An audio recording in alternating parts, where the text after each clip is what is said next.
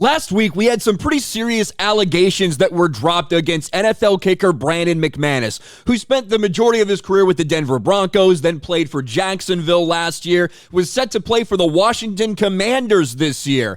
But it looks like that's not happening because after these allegations dropped, the Commanders have said, we don't want anything to do with him. This was the headline last night. Commanders release kicker Brandon McManus after sexual assault lawsuit. Brandon McManus signed a one-year deal with the Commanders earlier this offseason. You can see the tweet right there from the Commanders. McManus, who spent his first 9 years with the Broncos, went 30 for 37 on field goals and made all his extra points with the Jags last year. After the team didn't sign him again in the offseason, the Commanders scooped him up. He was the only kicker on their roster. Well, it looks like they're going to have to find a new one.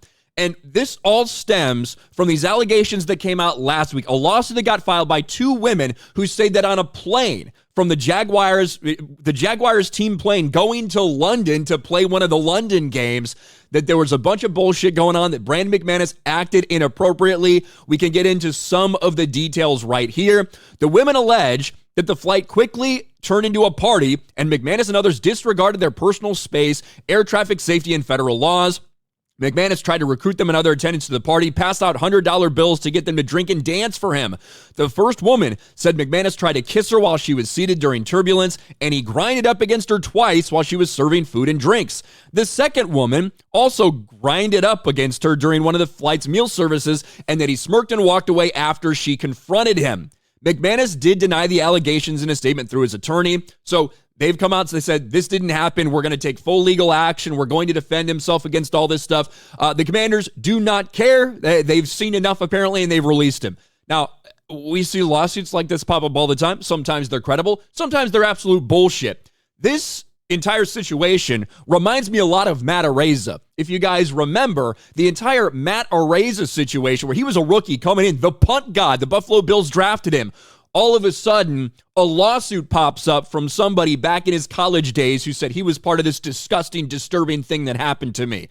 Well, the Bills, immediately upon those allegations, a few days later, they just fucking released him. They're done with him. Didn't want anything to do with them. Well, 2 years after the fact, after prosecutors said, yeah, he wasn't even there during the time this happened. This is bullshit. This is not real. A big civil suit ended up taking place where Matt Araiza countersued the person that accused him.